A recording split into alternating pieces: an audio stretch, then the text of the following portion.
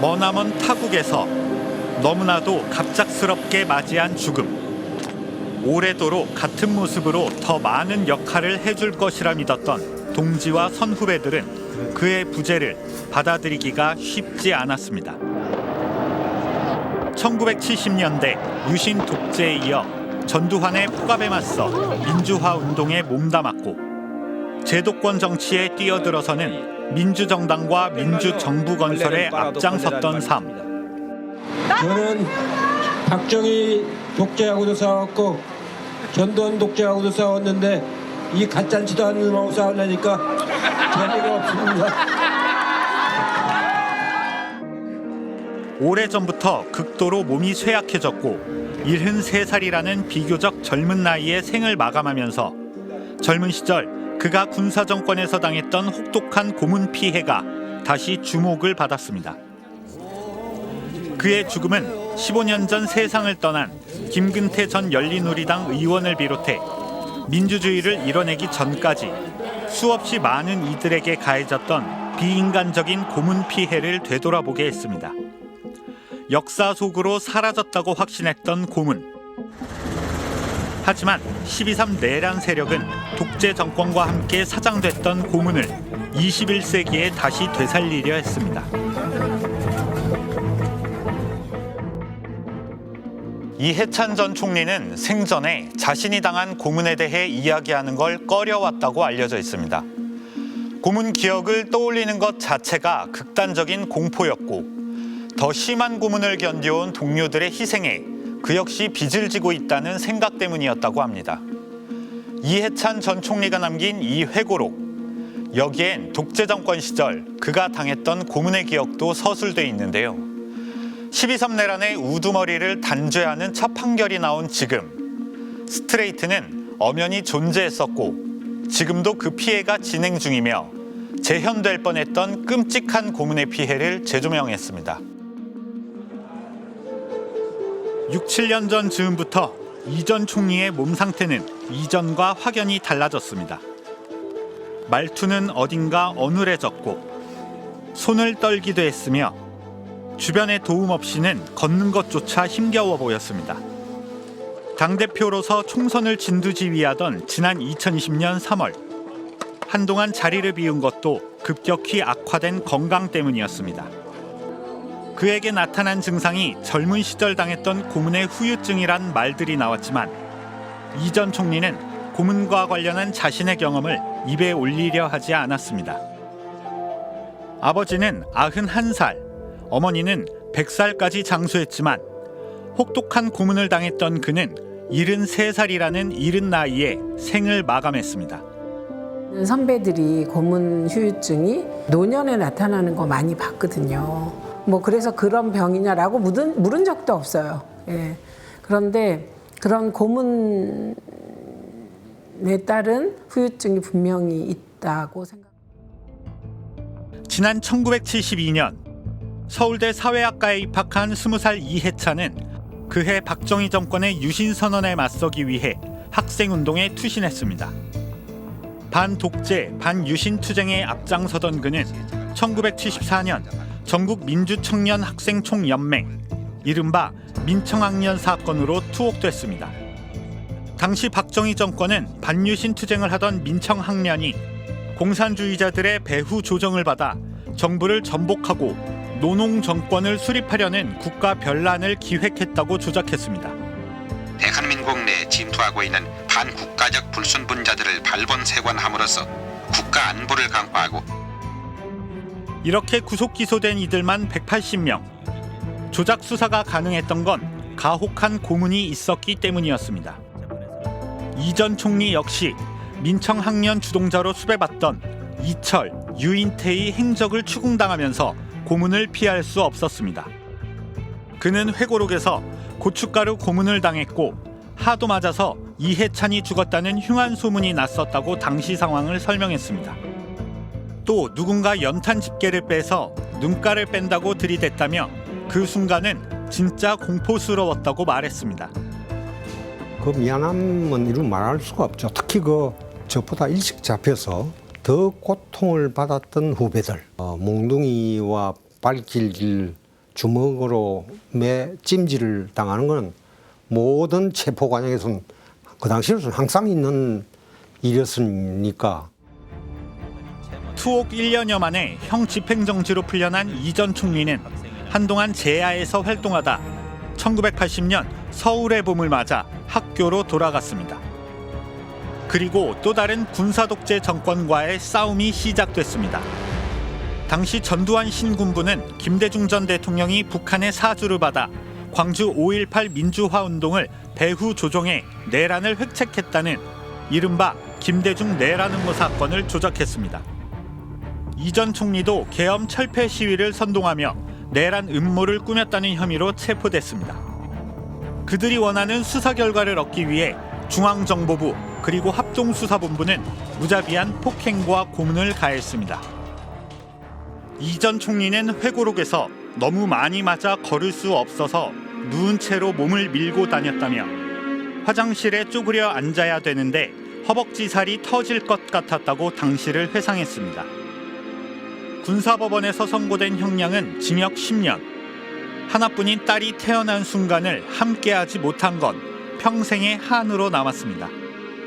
당시 이 전 총리가 부인인 김정옥 여사에게 보낸 옥중 편지엔 당신과 딸에게 고개를 못 들겠다면서 정성스런 마음으로 대하지 못해 안타깝다며 애끓는 마음을 전하기도 했습니다.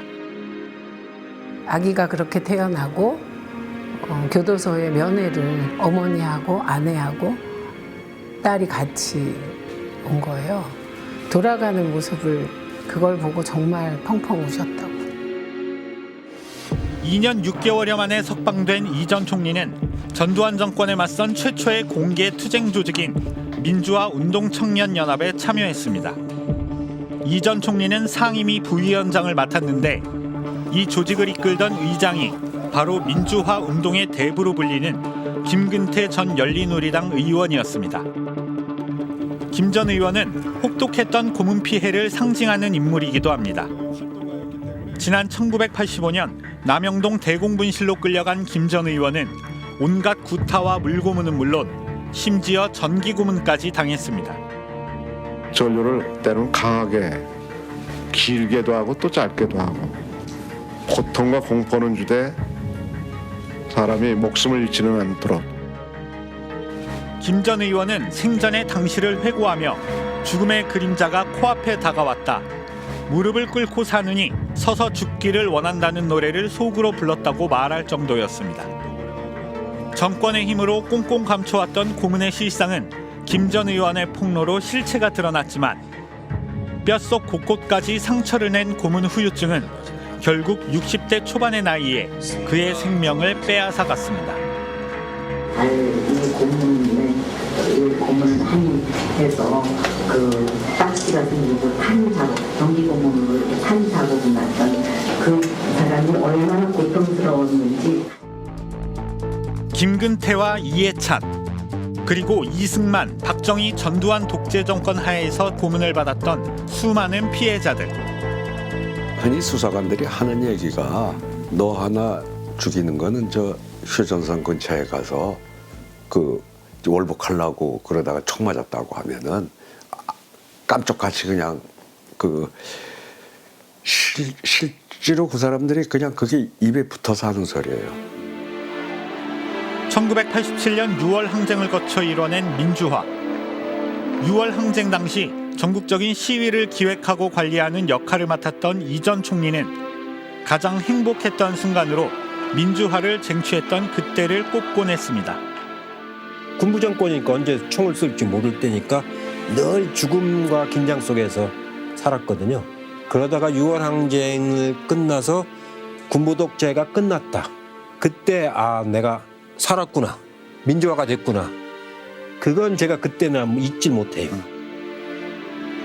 고문 피해자들에겐 고문이라는 죽음의 공포에서 벗어날 수 있게 됐다는 안도감이 가장 피부로 느껴진 변화였다고 합니다. 모든 국민은 고문을 받지 아니하며 형사상 자기에게 불리한 진술을 강요당하지 아니한다.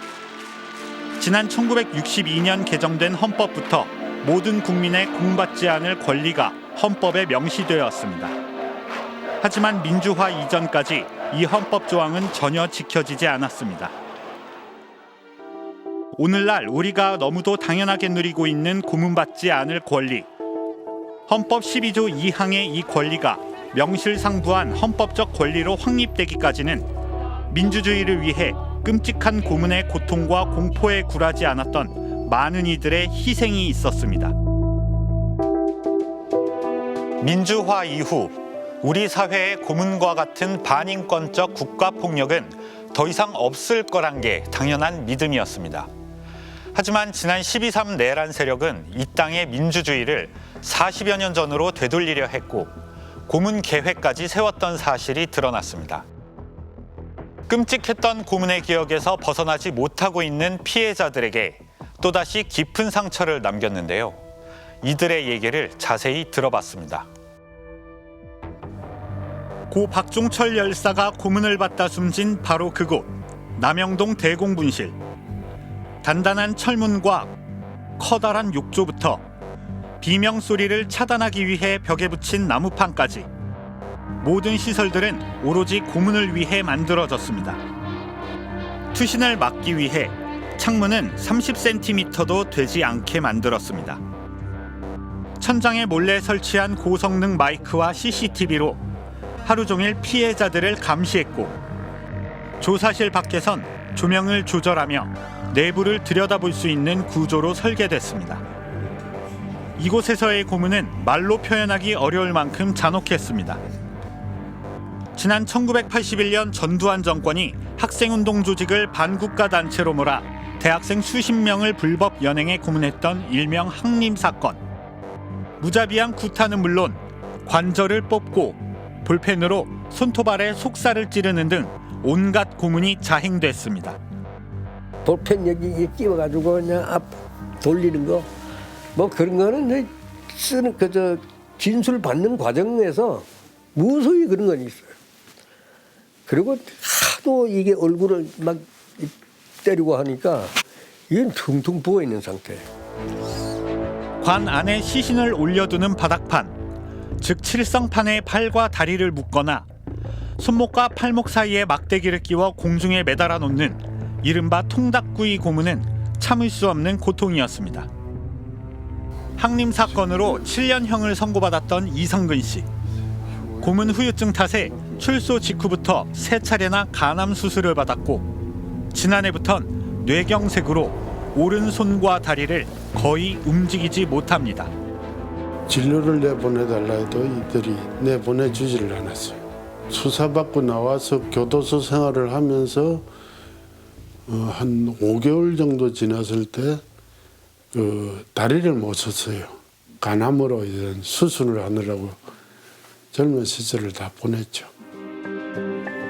고문은 인간으로서의 자존감을 철저히 파괴했습니다. 4, 5일 정도를 그럼 사람이 밥은 안 먹고 살 수 있지만 물은 못 먹고 못 살잖아요. 그래서 여기 보니까 이 뚜껑 있잖아요. 이 뚜껑을 열고 여기 있는 물을 먹었어요. 성적 수치심을 주는 고문도 서슴지 않았습니다.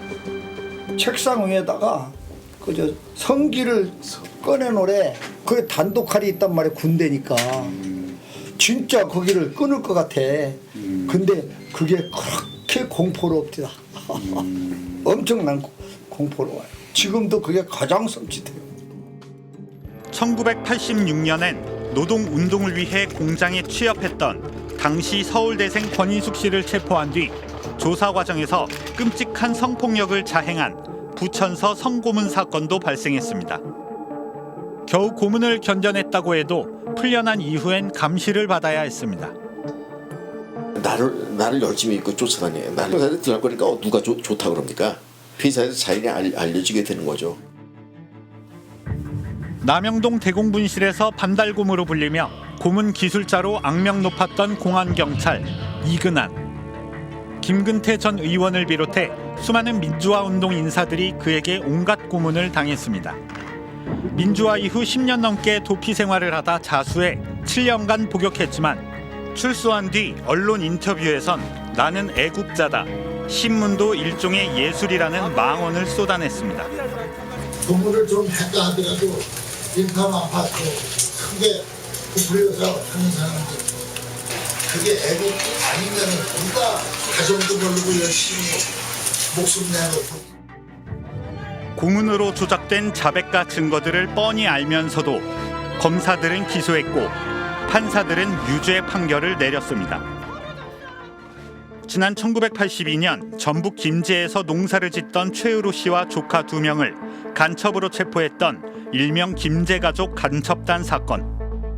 이들의 간첩 혐의는 재판에서 그대로 인정돼 최으로 씨는 사형에 처해졌습니다. 조카 1명은 구치소에서 숨졌고 다른 1명도 출소한 뒤 스스로 목숨을 끊었습니다. 34년이 지난 뒤에야 당시 진술이 고문을 받아 이루어졌고 간첩 활동을 했다는 증거가 없다며 재심에서 무죄가 선고됐지만 피해자들은 모두 세상을 떠난 뒤였습니다. 평온했던 집안을 풍비박산냈던 당사자들은 그 어떤 사과도 반성도 없었습니다. 남영동 대공분실에서 이들을 고문한 사람은 이근안이었고 기소한 사람은 정형근 전 한나라당 의원이었습니다.